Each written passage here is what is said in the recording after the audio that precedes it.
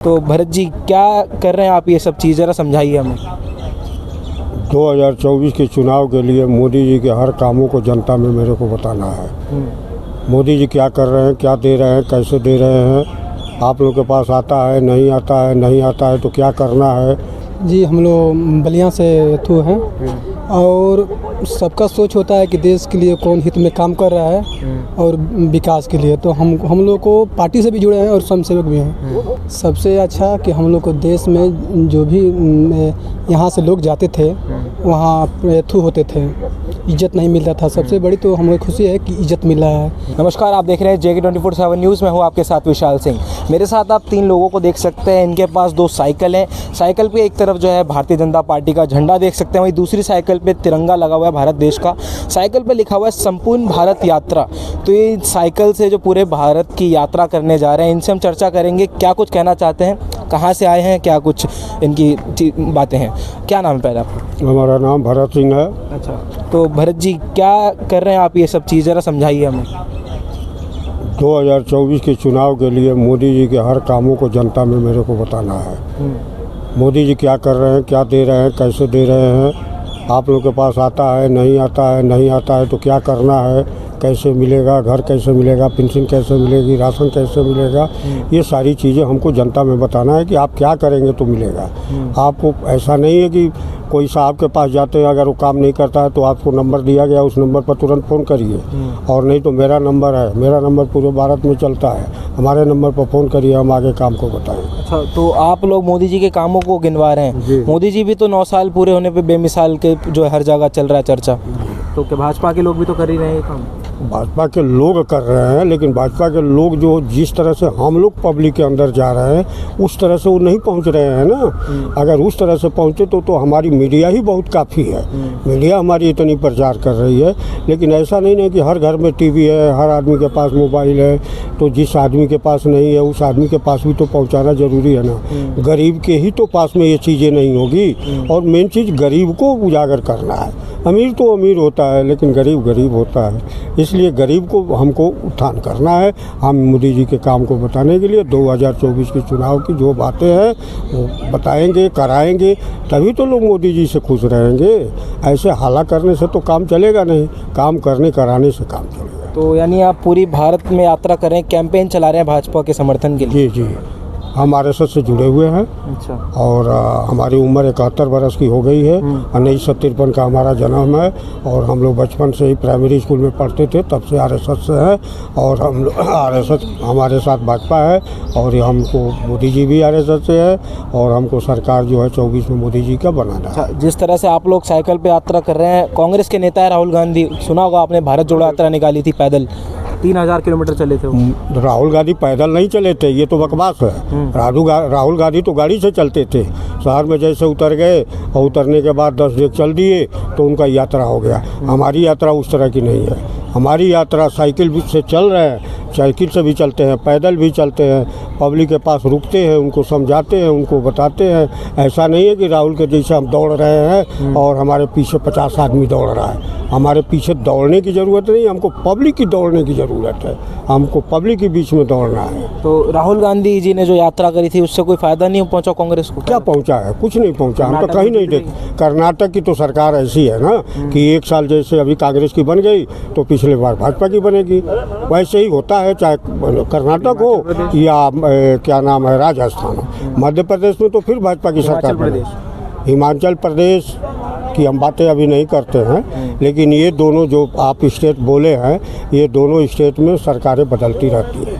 अच्छा, चलिए ठीक है। और कुछ लोग भी इनसे बातचीत करेंगे। क्या नाम है आपका? राम निरंजन मौर्य। अच्छा, क्या करते हैं आप? युवा लग रहे हैं आप दोनों ही। अभी पढ़ाई हो रही है, डिप्लोमा पढ़ाई कर रहे हैं जी। तो आप दोनों है कहाँ से, और ये प्लान, ये आइडिया कैसे आया आप लोगों के साइकिल पर चल के जो भारत में पूरे भाजपा का कैंपेन करने का?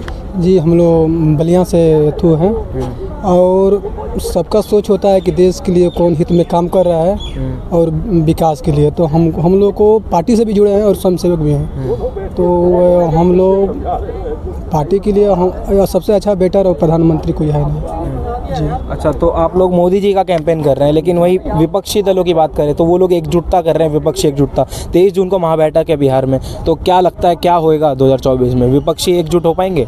देखिए, सत्य और गलत का भी सत्य टाइट पड़ता है और गलत पराजित होता है, तो ज़्यादा देखने की ज़रूरत हम लोग को नहीं है।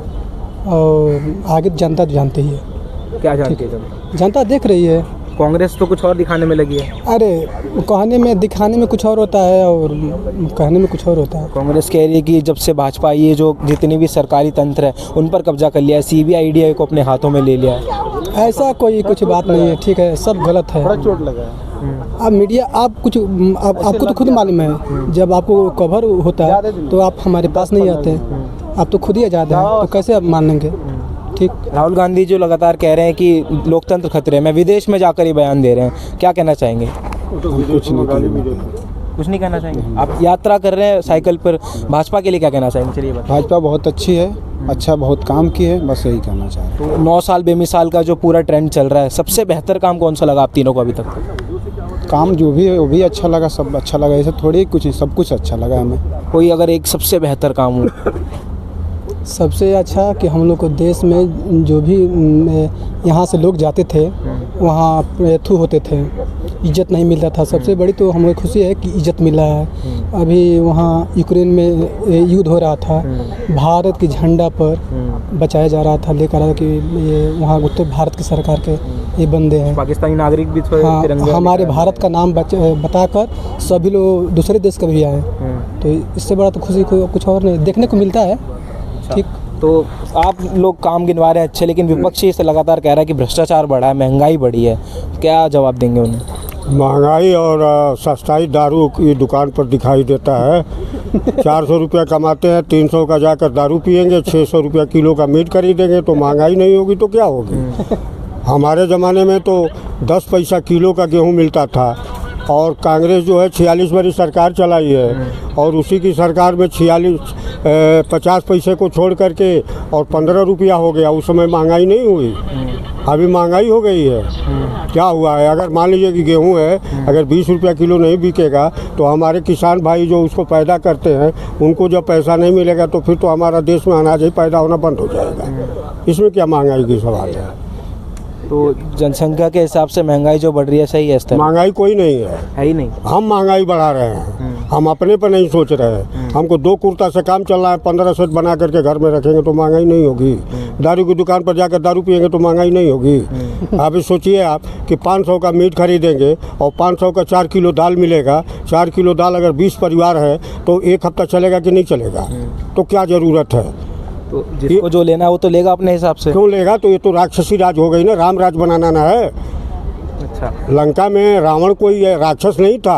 अच्छा चलिए, अभी आप राजधानी दिल्ली में और यहाँ के मुख्यमंत्री की बात करें तो वो लगातार आपके नेताओं को जो भ्रष्ट बता रहे हैं, अनपढ़ बता रहे हैं, क्या बोलना चाहेंगे? उनसे भ्रष्टाचार कौन है? जो कि इसी रामलीला मैदान में उनके साथ में हम बैठे हुए थे, अन्ना हजारे के साथ में, हम भी दिल्ली में रहते थे। वो कहते थे कि मैं अगर जिस दिन सरकार बनाऊंगा, न मेरे को घर की ज़रूरत है, न साइकिल की ज़रूरत है, न कोई चीज़ की ज़रूरत है। और आज उनको 52 करोड़ का बंगला बना है। कहाँ से पैसा आ गया? उनका जोड़ लीजिए, जितने दिन रहे उनका तनख्वाह केवल जोड़ दीजिए और उस घर का पैसा जोड़ दीजिए, उनका खर्चा जोड़ दीजिए, वो पैसा आया कहाँ से? अच्छा, दारू में अभी देखिए सिसोदिया को ऐसा किया गया। तो कह रहे हैं कि हम ईमानदार हैं, और उनकी ईमानदारी है जनता के ऊपर आ रही है। जो अपने को नहीं देख पाता है, दीपक आप देखते होंगे, दीपक जलता है तो अपने पास अंधेरा रहता है और बाकी जगहों पर उजाला हो जाता है। ठीक केजरीवाल का यही हाल है, अपने को नहीं देखते हैं। वो कहते हैं कि हम IAS PCS, हमको तो लगता है कि प्राइमरी स्कूल पास भी नहीं है। अगर प्राइमरी स्कूल पास होते तो इस तरह की बात नहीं करते। संविधान में कहीं नहीं लिखा हुआ है कि MA और BA जो होगा वही प्रधानमंत्री बनेगा या वही मंत्री बनेगा। ये कहीं किसी संविधान के पन्ने में नहीं लिखा हुआ है। अगर लिखा होता तो पहले हमारे ज़माने में 5 पास, 3 पास, 2 पास मंत्री बनते थे।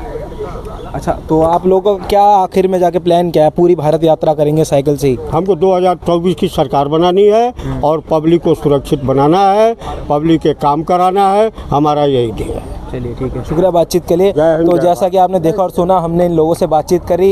इन लोगों ने बताया कि 2024 में ये लोग पूरी तरह से भाजपा और प्रधानमंत्री नरेंद्र मोदी का कैंपेन कर रहे हैं। आप क्या कुछ कहना चाहेंगे इस विषय पर? अपनी राय हमारे साथ साझा करिए। फिलहाल के लिए इतना ही। कैमरा पर्सन वैदय के साथ JK 24/7 न्यूज़ के लिए दिल्ली से विशाल सिंह की रिपोर्ट।